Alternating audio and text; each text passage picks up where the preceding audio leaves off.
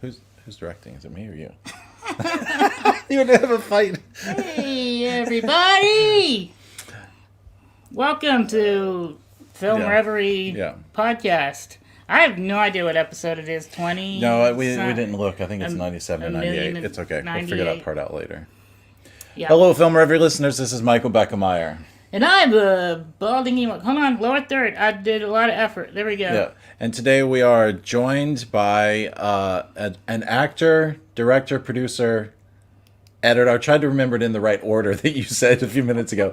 Emily Evan Ray, who we recently met at the Orlando International Film Festival with through her documentary "Stop the Bleed," which is a documentary about the story of Parkland.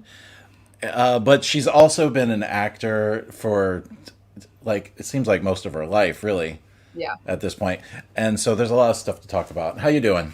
I'm doing good. How about you?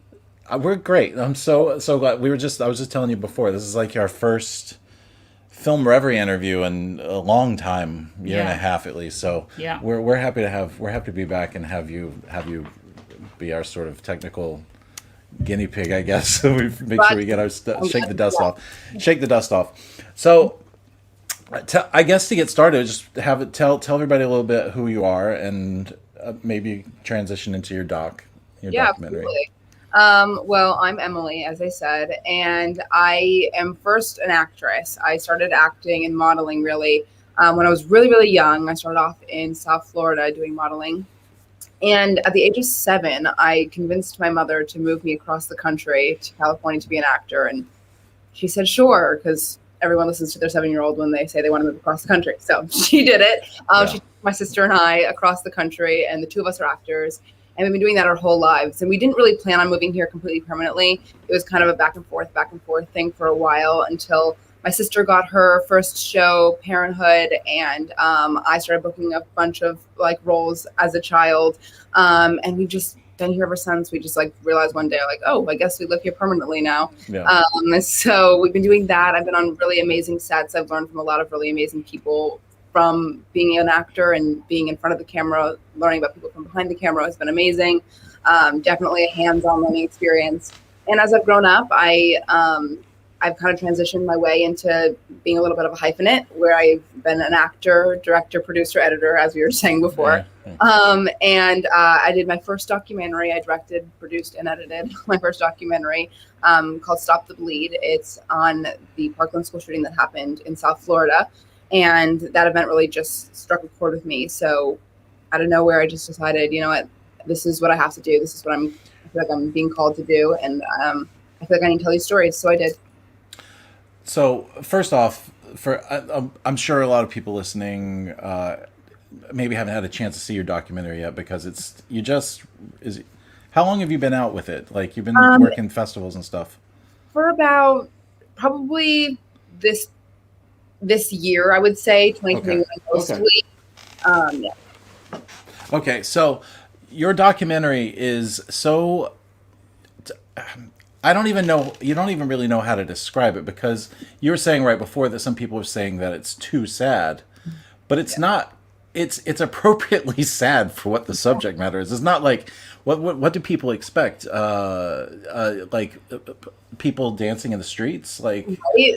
Like, this is not some type of soap opera like musical thing. Like, this is real. This is real life, and this is serious. And how do you describe it? It's like, it's different, I would say, than any documentary you would see about mass shootings, school shootings specifically, I would say, because it really focuses on the aftermath, I would say, and the true pain that's felt by these people. And you don't really see that so often, because so many times in an event like this, like after all the news media covers it all, they'll come away and then they'll forget to acknowledge that this is still living every single day in these people's lives, and that's kind of what my documentary was to show what their life is like still.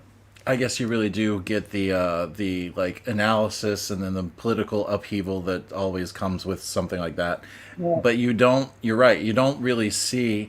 That's what was so magical. I guess if you could use that term about your documentary, magical about your documentary is that it's so intimately personal, and it's like bare bones, really, and that's like a quality of it. That's not like strip. That's not saying that it wasn't big budget or anything.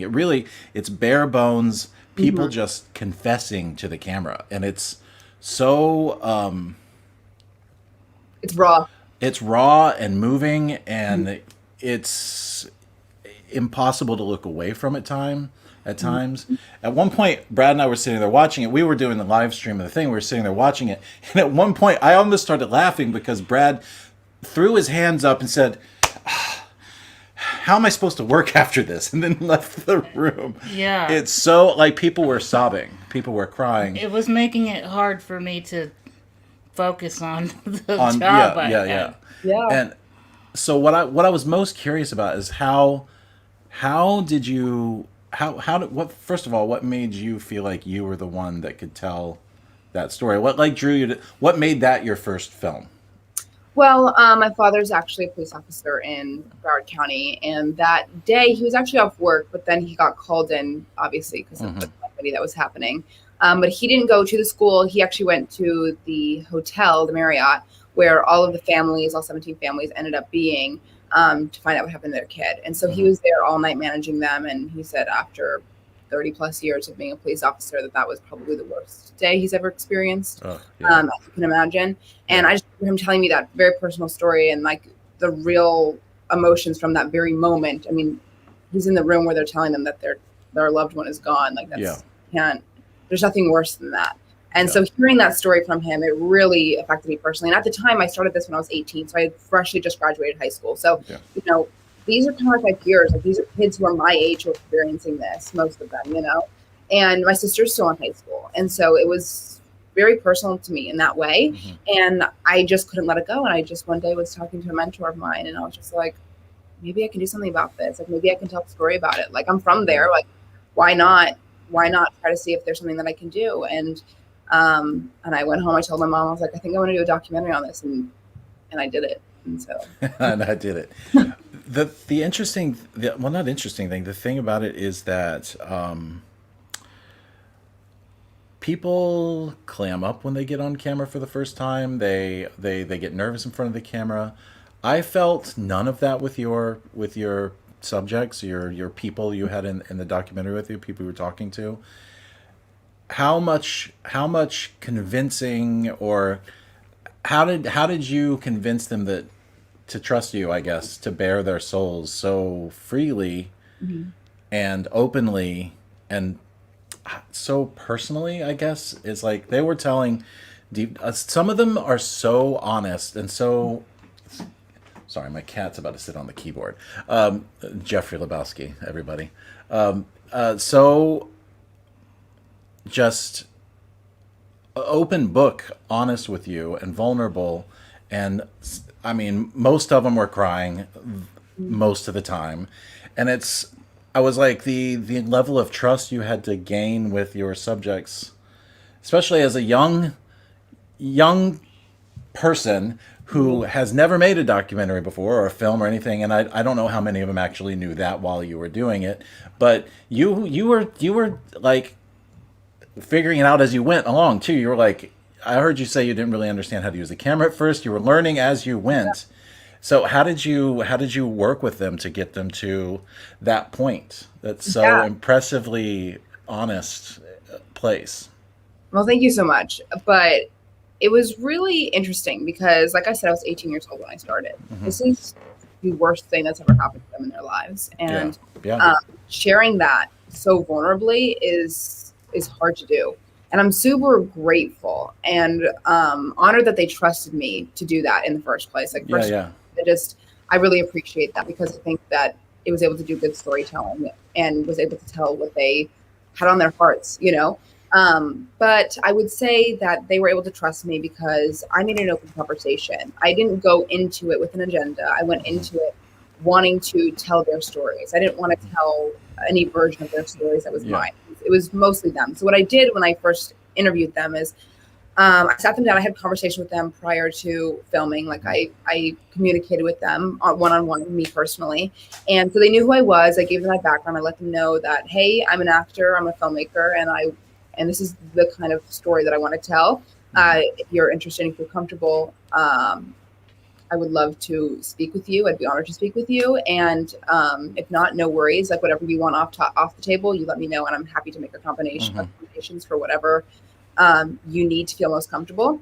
And then they got there, and I had everything set up. And I would say, look, you tell me what happened that day from point A to point B. So what happened the first moment that you found out that morning, all the way till right now where we were, which filming was about, for most of the interviewees, about 4 months after it happened. So it's still very fresh, very, very fresh. How long? I'm sorry. How long did you say? For most of the interviews, it was about 4 months after the shooting actually happened that I went out to film with them. So I mean, it just happened. Yeah, it was really that stuff doesn't. It's like, oh, that was 3 months ago. I'm over it now. It's not like No. It was very still fresh on the mind, and that was for most of them. Some people I had like about a year later, but most of them I would say was 4 months. And so I had them sit there, and I said, tell me what you want to say. Tell me what you love about this person. Tell me what you know about them. Tell me what it was like that morning because it was Valentine's Day. You know, tell me what you found out, and tell me how it is now for you, how it is for your family. And I let them just free range. Like I said nothing, I let them just speak. And then after they were done talking, they had nothing left to say. I then just started having a genuine conversation with them at that moment. It was just so honest and so raw. And they were so truthful and so kind to me. Like, you know, I think we were able to have great relationships with a lot of these families, and they still support me and I support them, which was such a good thing for us. Like Lori Al-Hadef, like when I went to her house, she's wonderful, absolutely wonderful. She let me go upstairs to see her daughter's room. Yeah. Is that the one that hadn't changed the room since? Yeah. Her and she didn't change it, and neither did Luke Hoyer's mother, Gina Hoyer. She didn't change his room either. How do you put yourself there? Like, how do you I have an 18-year-old daughter. She just turned 18. She just graduated from high school. I was thinking, and I teach high school, so I'm around kids of that exact same age. I'm a TV production teacher, so of that exact same age, and I see my students and my daughter and my, in these people. Like, I was listening to it, I was thinking that could just have easily have been any of us, talking about that thing or being thrust in that thing. And I don't know how anybody could change the room. You know what I mean? Absolutely. It's actually interesting that you say that you see a lot of people and how it could have easily just been you. Interestingly enough, sort of off topic, but while I was editing this documentary, I go line dancing, and my line dancing bar that I go to every single week actually was victim of a mass shooting as well in the middle of June. Oh my God. Yeah. Were you there? I wasn't there. Oh, okay. I last minute choice. I decided not to go. I never missed a week except for that one weekend, which was super crazy. But I was totally ready to go, and I was supposed to go, but then last minute I changed my mind. But I'm sitting here doing this documentary about something so important and so powerful, and I think in a way it happened to my community that I lived in where I was from originally. My family was from there, but it didn't happen to me. But then in the middle of this, it did happen to me. It did happen to my community, very closely. I'm, very into that borderline community, that line dancing community. And so it was really crazy to have it actually happen in real life to you personally. I thought about, because a couple of years ago at my school, we had, it's tragic. We had a kid during a fire drill, he shot himself. Like, he knew the fire drill was coming, and he waited till the fire drill when everybody was outside, gun to his head, and then in front of high schoolers and I have students that were not even anywhere near it, all the way on the other side of the campus, that still have nightmares about that day. And it was just that one. I don't want to say just that one, but you know what I mean. It wasn't anything like a mass shooting with somebody walking around with like an AK-47 shooting people. It was just like an isolated incident, and it was horrible and awful. But I don't understand how we could even calculate the trauma that comes out of it, or how people would grieve or deal with it. Mm-hmm.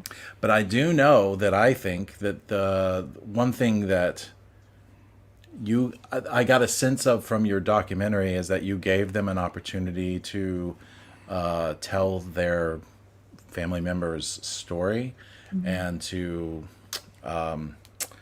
what's the word? I can't think of the right word, Brad. Oh, he can never think of anything to say anyway. Anyway, just to tell the story and I don't know, keep them alive in a way. I don't know if that's the right thing to say. Like, I don't even know how you spent so much time with them because everybody. I think when people are going through like a grandmother dies or dad passes away or some sort of tragedy, you don't ever really know what to say to them. So very often people stay away from it and don't say anything, which is not the right thing. The right thing to maybe not the right thing to do. Right.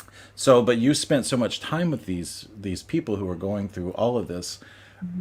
At what point did you feel like you weren't going to say the wrong thing or ask a wrong question? Just like Yeah. you never want to. You want to never. Here's my thing: when somebody's going through something, I'm thinking I should check in on that person, but I never want to say, "Hey, how you doing?" on a day when they're having a good day, and now I've brought it all back up just by me checking on them. You know what I mean? Yeah. Where I can overthink the situation into the point where I just like you don't know what to say. Here's what I would say is that, especially for the parents, I would say that there's not a moment that they're not thinking about it. They get dinner and they may be having a great time at dinner with their family, but there's still an empty seat at that table. Their daughter, their son, their husband should still be there. It's painful every single day. I think Tony says it in the documentary. It's always like you move on, but you're never moving past the situation. Yeah. And I think that's the most true statement that's said about losing somebody like this. But again, it's hard because what are you supposed to say? And it's exactly what Debbie Hickson says in the documentary. And I think why I put it in there was so incredibly powerful because I just did it myself. I said, it's hard to lose somebody, but they didn't lose this person. Yeah. They didn't lose this person. This person was murdered. Their loved one was murdered. They didn't go into a building and get lost like Debbie said. Right. So it's like, how do you walk around that? How do you have a conversation about that? The truth is that they're thinking about it 24/7 anyways. It's their loved one, it's their daughter, it's their son, it's their husband, Yeah. It's tragic. And I think the best thing to say is just to know that you're there for them. And I think that's why I've created such a good relationship with families like the Montaltos and the Hoyers and Hicksons, because they know that I have their back always. And like, I know that they have my back, and we are here to remember their loved ones as more than just a victim, because that so often happens that so many people don't remember the victims of this tragedy, and the perpetrator is remembered. It's nowhere in the documentary did I mention the shooter. I didn't think it was necessary and no reason to give him any more stature than he needs to be having. Yeah. And I think that it's important to remember that these kids and teachers were amazing people in their community. Remember what they were known for, why they were so loved, who they were as people, more than just victims of a horrible accident. That's one incident. What about the rest of their lives they had, Yeah. I was, one of the things that I was asking Mike when we watched it, which is I have to, how, it's just amazing to me. First of all,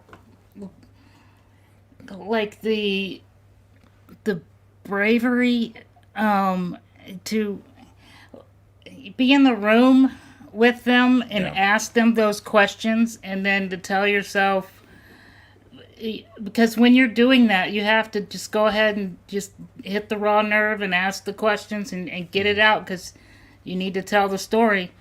But my question is, even how do you maintain yourself during the interviews, but also you have to sit there in post-production and you have to watch every second of the footage 1,000 times, and then you have to make logical, non-emotional decisions of how to edit it together, and then keep yourself together and not just go into depression. How do you just not go crazy? How do you keep it? You know what I'm saying? How do you keep yourself together while you're editing it during the whole process? Well, it was a really long editing process. The filming itself, for each interview probably took about an hour per interview, I'd say, give Mm-hmm. or take. But that was a long hour for each and every single one of them. It was painful, Hell and yeah. hard.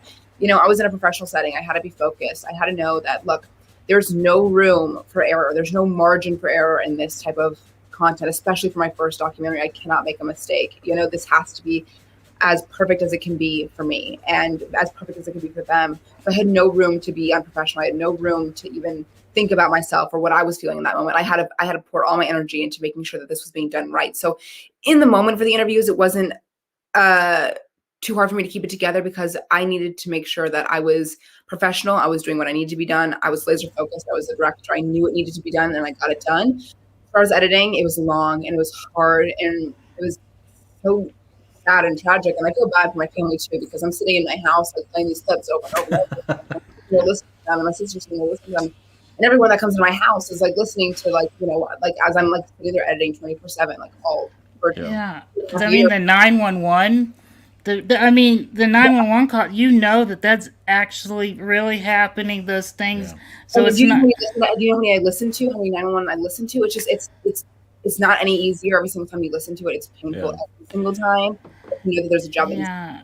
So how did you have to take mental breaks, or how did you maintain the long Yeah, I did have to take mental breaks. I would go a week and I would start from 8 a.m. till 8 p.m. and I would edit all day, go through footage all day. Because at first there's just like so many hours of footage. Yeah. Whole thing over and over again. Write notes, go back, write notes, make sure I didn't check anything. You know what I mean? Just like mulling over it a million times. And I would go like weeks without like taking a break. And then all of a sudden I was like, whoa, like I'm getting overwhelmed right now. Like this is becoming a lot. In my normal life, I'm a very happy-go-lucky person. I'm very joyful. Like I'm not the type of person who, delves into very harsh and deep and sad stuff. That's just not who I am by nature.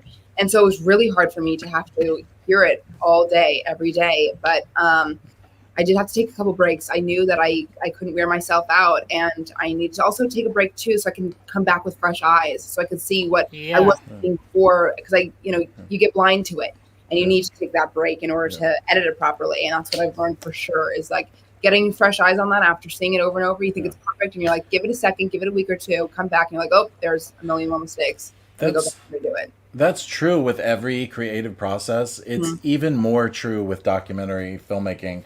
We made a doc once about our friend Morris who passed away. He had sickle cell anemia, and I got to tell you, we did one afternoon of interviews with some of his other friends, and I came home from that day. And he had been passed away 10 years at that point. I came home that day just with an afternoon of interviews and sobbed. He was my friend too. Well, I personally knew him, so I was like part of the story in a way. But I was thinking about that today while I was out getting ready to talk to you, and I was thinking, I was a mess from one afternoon of talking to people about the happy stuff that we remember about our friend. Nobody had to go in and talk about a mass shooting or anything like that. Your subjects, I don't even want to call them subjects. What do you call them? The families? The interviewees, the families. Yeah. Were so articulate in their grief. Maybe it's because it was so fresh and it's not like it happened yesterday, but it happened a few months back. And they'd had time to sit in it for a while. They all spoke so clearly about I'm trying to remember some of the things that people said in your documentary that hit me like a brick. It was like, that is so human and honest and true. And you would only ever come to some of these perspectives by having lived through what somebody like your in your doc like lived through. Yeah. Where they were so articulate in their grief, and they had such unique perspective. There was the mom, I think, who was it? There was hair in a brush or something. I'm trying to remember. Yeah, Gloria. And I was like that got me. I was like, holy shit. She was trying to keep the smell. Yeah, the smell of the kid, and it's like, God, because everybody's left a day with somebody that you like and go, oh, my shirt still smells like them, Yeah. But thinking of it in it's not like you can go hang out with them again and renew the thing. Like you want to like press pause Absolutely. forever, you know. It's the thing about these families and these people who experience this is that I think the beautiful thing about it and why it made it so true was because they are just real people. You Yeah. know, they're not actors. They're not used to being in front of the camera up until this point. You know what I mean? Like they are not the type to put on a show. They're just expressing their real life. And you can Yeah. see that through Lori for sure, like you said in that thing. I Yeah. think for me and what I felt the most deep about that moment was when she tried to put her hands on her body to warm her up because she wanted to bring her back to her life. Yes. Oh Mother. my God, that broke my I do not heart. understand how that is. You know what I mean? Like that's a logical. Like I understand that. I see that she's a mother. She's Yeah, a she said, mom. "I'm her mom. I Yeah. was trying to that would that break that broke my heart, and I Yep. started crying again. I must have cried 10 times, like if I ever stopped at all. I was sitting next. Nobody where I was sitting was. I was there with some of my students, and my student was looked at me like, "What did you bring me to?" Because she Yep. was sobbing, and we were just like this, you know. It's really tough. It's hard. It's hard to watch it a bunch of times over. And I know my family has seen it a million times. I've just Yeah, given them every single cut imaginable. But my grandparents, they watch it a million times over to give me notes and just to check it out, you know. And my grandpa says that every single time he sees it, there's something new that strikes a chord with him. Like there's yeah, something that he didn't realize the last time that really sticks with him. I think it's so true because you don't realize how raw and authentic these people are in their grief. It's I like yeah, to say the documentary is an essay on grief. It really explains what it's yes, to be going through yeah, an experience that causes grief. And yeah, this documentary really shows that fully yeah, through, yeah, with no agendas in it, which I think made it yeah, the most honest version, yeah. and we were able to be the most honest about it as well. It really is, and it's hard to even say. It's hard to even say. Oh, it's a great documentary. You should go watch it. You know, because you. Right. It's kind of like, yeah, let's go like morbidly celebrate these people's suffering Mm-hmm. for an hour and a half or however long. What is it like? It's An hour. It's an it's hour, but it's an it's hour. really tough. And that's what Yeah, I wanted to do as a very strict director's choice. Is in the beginning, we go through and we really see all of the kids and teachers who lost their lives, and you kind of learn a little bit about them. Like yeah, you learn that like Luke loved to go to eat chicken nuggets at McDonald's, and yeah, yeah, Alyssa was a great soccer player, and Joaquin loved to play basketball, and all these different things about these people because they are people. They're not victims of a tragedy only. yeah, I wanted to make it was a long segment at first because there's just so much content about who they are as people, and I really wanted to yeah, keep that as much as I could, that essence as much as I could, because I think it was so important to have that aspect in there, mhm, and really be able to experience who they were and who they are still, and then see what was taken from the world. yeah, It's hard and it's tragic yeah. and it's sad, but you need to see that in order to understand the grief. Mhm. Yes, I totally. Um, it was your. It's so your story was not heavy handed in any way.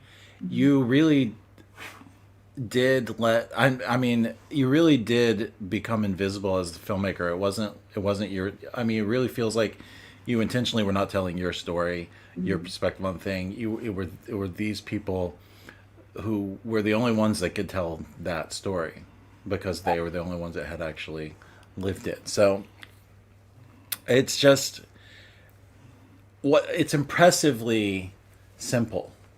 Mhm. So many of us, I've done it. Every filmmaker out there has done this and like I'm gonna this is my filmmakery moment. This is where we're gonna like this and that and zigzag and blow something up, and it's so easy to ramp it up somehow, like bring in some music and like make it swell and all this stuff. But you did not really do any of that. You just sat there perfectly still with the camera and let these people tell their very upsetting, very true Mhm. stories. And it's, but you feel so connected to it because it's so true and it's so purely honest, Mhm. and the human condition and the human existence. Yeah. It's just, yeah. Even when you were there with one of the parents, and I can't remember his name. Tony Montalto. Yeah, and I was talking. I remember standing there talking to you, and like I was nervous about talking to him. It's like you don't really know how to approach him, and you just watched this documentary where everybody poured their heart out, like right in front of you. I was like, "Hey, you did great. You were great up there." It's like, Well, here's what I told them. I told them literally just when we were at that film festival, because I've known Tony for a while now, but I told them, I was like, dude, when I first met you, you scared me. I was very scared of you. And it's just like, look what a little fear does. Look what a little fear can do, because you're able to just do it so honestly. And I want to go back really quick to what you had said before about kind of being invisible. I spent a lot of time with my composer, and she's amazing, Star Parody. She's phenomenal. Her husband's incredible too. They were both super helpful. And they were really great at their craft. But we talked a lot about giving that space where there was an empty silence, there was no music, so you can really intentionally hear the words that are being said and have it really make that point. Because the words speak for themselves. Sometimes the music helps and it, like, fuels that emotion. But a lot of times having nothing at all and just hearing the story and just letting that ruminate with you really makes an impact. Yeah. So, I mean, we could sit here and talk about it for a long time. What made you, it must have been percolating in your mind a little bit that you wanted to step behind the camera somehow before that ever happened. Like, what was it? You've been acting for, 10, 12 years, something like that at that point? Yeah. What was going on in the back of your mind that made you think, I think I might want to direct? Or Well, like I said kind of earlier when I was a little introducing myself, is that I have a really unique experience, is that I was able to be in front of the camera and learn a lot from the people from behind the camera. As you might know, I have been on a lot of really incredible television shows, and I've been able to. She played young Kate on Lost. Yeah. Oh, really? Yeah. I didn't know that. Yeah. I didn't know it either until I just digged around in our Instagram a little bit and saw some of her. Well, that's the thing is, an amazing show like Lost, an amazing show like my sister's show Parenthood. I'm able to be on set and learn from the directors. The director on Lost, Jack Bender, he's incredible. He was such a good director. And at a young age, I was on that show, but I could recognize that. I recognized what made him a good director. I was on set for my sister's show on Parenthood, and Jason Kadams, who's the showrunner, and Larry Trilling, who's one of the directors and producers, like, they're incredible at what they do. They know what they're doing. They're so knee deep in their craft, and they know how to make a well-oiled machine on set. And you can tell the difference between someone who is really good at what they do versus somebody who is just kind of a control freak. And so I learned a lot from these really amazing people who are so well established in their career. And I was kind of able to shadow them in a way, because my sister's on set for 6 years on Parenthood, and I was able to sit behind the camera in a way. Like, I was on the show for a little while, but I was also able to sit in the background while she was working and observe every single avenue that happened on set, from directors to script supervisors, to scripts to lights. What a great opportunity. It was such a great learning experience, and that, I think, has inspired me a lot and taught me a lot in being a director. Was there something about documentary that spoke to you specifically, or did you just jump at the opportunity to do something you felt you could do? I jumped at the opportunity for sure. I'm not opposed to doing a feature scripted at all. I'm not scared of adding writer to my hyphen. I have a mentor who's an amazing writer, and she writes for shows, and she's somebody who's really great to look to for future projects when that's the time. But I just jumped at this opportunity. I realized that this is something that I could do. I believed that I could do it, and I'm really grateful that I did, and that people trusted me too. You've said something a couple of times that sort of, just in passing while answering a question, that I feel like a lot of people miss, is that you have mentors. You have people that you trust, who I guess you go to. So talk about the benefits in your career or life of having mentors. So many of us miss that part of it, and we get stuck on thinking, if we ask for help, it means we are not good enough or something.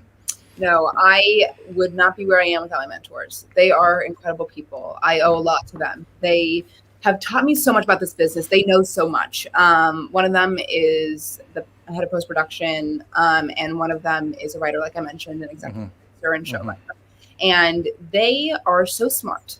they know so much, and they know me so well, and they know what I'm capable of, and they know how I learn, and they teach me a lot. They helped me tremendously through this documentary. They encouraged me to do this documentary, and having my one mentor who's in post-production helped me tenfold edit this. I was at her house for literally like I'm telling you, documentary editing is like the hardest. It's like for you to have never done it before and then you did a documentary first is it's daunting because there's an infinite variations of what you could cut together. But that your own puzzle, you don't have a vision. So that brings up a question for me. Because I don't know, I thought that you just jumped in there and did it all yourself. So, how did the post production work? Did you have to do the logging and or did this person that helped you do rough cuts and you came in and made changes, or how did that work? So I did it all myself. What my mentor did was she would watch the cuts and give me notes. And advise. She mentored. Mentors don't do their own editing. No. Mentors advise. She made me do the hard work. She made me do the dirty work. She gave me a lot. She's like, you gotta cut this. You gotta cut this. I'm like, are you sure I have to cut this? And she's like, it's gotta go. And I'm like, okay. And I went back and I redid it. What about the other post production stuff? Did like I don't know, coloring and the look of the film, did you do that too? I actually was super I am super grateful that I had a lot of people who wanted to help on this documentary because of the subject matter. A lot of people were just really willing to help. They understood that this was a very independent project. They understood that I had zero budget other than the money that I made from doing side jobs, babysitting every so often, and whatever money I had saved up. And so they knew that it was a very one woman show. And the people who did my color correcting, who are incredible, they actually happen to be friends of my mentor, and they heard about it. My mentor told them about it, and they were like, you know what, like I trust her, and let me do this for you. I believe in the subject matter. Like, let me just do it for you. And they did it out of the kindness of their heart. Like and they're incredible. They do like amazing shows. Like they're well-known people. So I was wow. With my composer, same thing with Eric Toline. He gave me my audio equipment. Same thing with my cinematographer, who came for a part of it. Some of it was me, but some of it was also my cinematographer, Damien Tufaro. He's incredible. I met him randomly, and he also felt the same thing. He's like, just give me a flight in Florida, and I'm happy to be there and do it with you. So it was really a labor of love, and a lot of people who just wanted to help and be a part of it. So it was very much a woman show, but at the same time, it was a lot of people who were willing to do something for the cause of it. Yeah. Did you have any kind of a director of photography or anyone to help with shots or camera at all? She just said she had a cinematographer. Yeah. So okay. He came for a couple of days. Damien Tufaro, his name is, and he's incredible, and I love him so much. He's so kind and very good at what he does. And I did a lot of the interviews on my own, but we went around and did B-roll, and he taught me some stuff. And you never really get as much knowledge as you do from learning from a professional. So I really appreciate his being there. Yeah. So did you do the audio yourself too? I got the equipment and then I did the audio myself. Yeah. Well, because it looked and sounded so good. Thank you. It was a big fear of mine. It's so hard to believe that was you had to have some experience doing some of those things before. I did take a couple of courses. I did do a film program where I learned about the basics of Premiere. I learned about the basics of how to work a camera. I learned the basics of editing and writing in a script. And we basically, it was like a 3-week program. And I each week we made our own shorts and we helped each other out. So one day I was on sound for somebody else's filming. The other day I was helping with camera, somebody else, you know what I mean? Wow. I flipped it around, but everything was actually, when it was actually time for filming, I did the audio. I was in charge of it in the headphones. For editing, I was in charge of logging. I was in charge of actually doing it. That's a lot. It's a lot. It's a lot to be worried about when you're just doing it, but when you're doing the shooting, the sound, and asking all the questions and taking care of your subjects, it's a lot. And just knowing how to use the equipment doesn't mean you're good at it. Right. So the fact that you Well, we're yeah, able to do that, and in post production with the editing and stuff. Because yeah, just knowing, I have students who are very good at using the software, but they still struggle with the storytelling part. Mhm. With the storytelling part of the storytelling part, the Yeah. storytelling part of using the equipment. The equipment is a tool, not necessarily mean you're a great yeah. editor. And the thing You is, know, too, juggling 5 things at once, it opens up the door to making a mistake on something. Like you forget something with audio, or you miss something in your shot, or you didn't ask a question you wanted to ask. Mhm. So it's amazing that you were able to juggle everything and pull that off. I yeah, was really lucky. I had a friend of mine and my aunt come down with me to Florida, and they were kind of like my little assistants. And they, carried the bags for me, and they supported me and did that. But I really did. I was really, the head charge of yeah, whatever. yeah. You were the one. It was a It lot. It was a lot, was and it was on you. a lot for being so young. It was a lot for the subject matter, and that was like kind of where I was able to hyper focus, like I was saying earlier, like all the things that were happening, all the chaos that was going on, like all of it was um went away at the end. I said I knew what I had to do and I needed to Yeah. focus. And just seeing the set that I had in my Airbnb, like to make the audio, like there was big ceilings. So I was like, oh gosh, what am I gonna do? I had like huge mattresses up on the side to try to like fill this Really? with, like blankets and pillows everywhere. Just like please, like Yeah. keep the sound and the echo at a minimum. So I'm Yeah. glad. Thank you so much for saying that. It means a Yeah. lot. It And it crazy it listener. really doesn't feel like a first time effort. It really doesn't. Thank you. Because I've seen a lot of those, and I made one of those too, and it didn't look or sound as good as your thing. My thing was a piece of shit. The first one. In fact, no one's ever gonna see it. You know, because of that. But and we had way more help doing that first one. And Yeah. it still wasn't great. So A lot that's on your impressive. first one, that's for sure. There's things that I've learned on this documentary that Yeah. I'm taking into the rest of my Yeah. career. Yeah. Oh, yeah. Yeah. Yeah. What about what about how did you get started? What when you said you started as an actor and a model, Yeah. actress and a model, but like what if if there's somebody out there listening who wants to know, I have one of our friends, Anthony, who moved out to LA about 6 months before the everything got shut down. So he came back to Florida to ride out the storm. He just hasn't left yet. He's about to. But if you somebody like that who's moving, who wants to go get started in New York or LA and or anywhere really, and start working as an actor, what are some tips of the trade? What are some things that you advice you give to people? I would say if you can do anything else in the world, to do it. But if there's nothing else in the world that will fulfill your Yeah, heart and nothing yeah, else in the world that will make you satisfied and yeah. happy, your creativity come out, then you have to go. There's no choice. Like, it's a really tough business. You have to have persistence. Hmm. There's no ifs, ands, or buts about it. You don't just walk in and boom, you get lucky. Yeah, yeah, Very rarely does that ever happen. You need to know that this is a career for the long haul. You need to put in the hmm work, and if you're not willing to do it, then hmm don't bother. So if you can really, if there's anything else you can do, do it. But if this is what you're meant to do, if you know hmm in your heart of hearts that this is something that you need to do, like I know creatively that there's nothing else in this world that I could do than be in this hmm business. I have to be here. As struggle as it is all the time, and as hard as it is, I'm not willing to give up on that. You have yeah. to. What about it's always because I know how producers or even agencies or anything like that. I know how cold and just just plain business they can be about actors or clients Yeah. or that part of the business. I always feel almost like sad for child actors because they they lose their innocence so much younger. Mhm. I was watching. Did you watch the Soleil Moon Frye documentary? I did It's not, but I it's on I know of it. it's on Hulu. It's on Hulu. I think I watched it. I was just curious.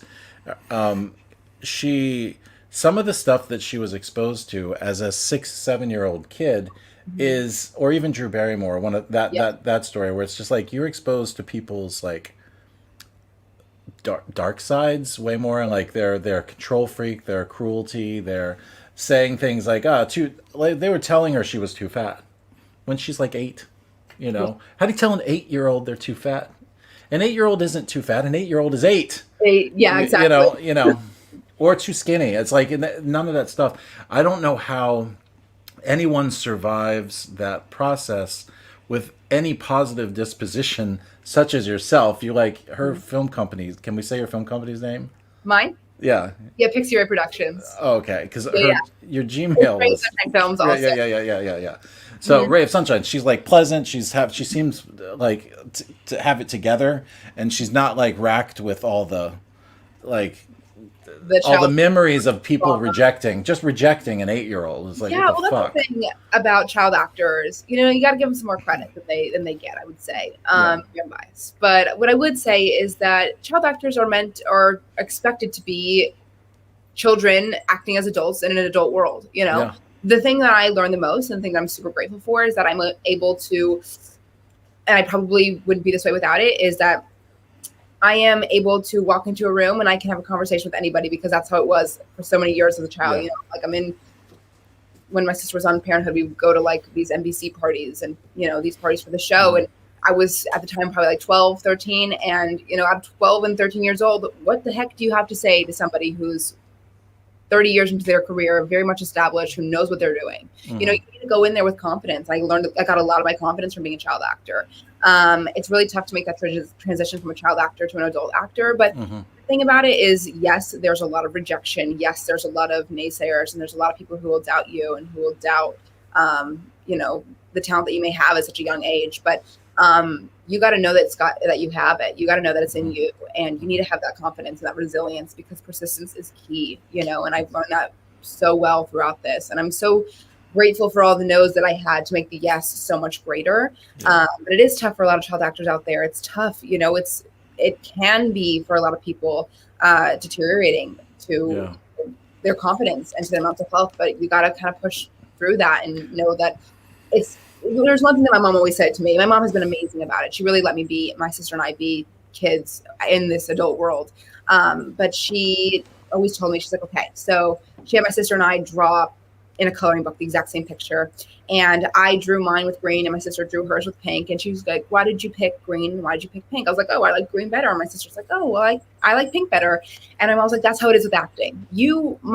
One person might like green, one person might like pink, and that's okay. You might not be perfect for this role, but you'll be great for somebody else's, and that's like. Is your mom an actor?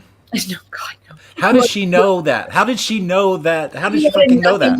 That's incredible. That's incredible advice. Oh, she's an incredible person. Yeah. She wanted nothing to do with this business. She's like the most anti-stage mom in the world. Like it's like, if this is what you want to do, if this is what you want to be creative, go with it. But if you're ready to quit, if you want to not go to a casting for a birthday party, fine, whatever. She was so chill about it. And that's what made it's such an enjoyable experience for me still. Yeah. But she knows so much. She's so knowledgeable, and she's taught me a lot, and probably what made this business much more fun than it is. Yeah, that is such simple and true advice. Just remember that, Brad.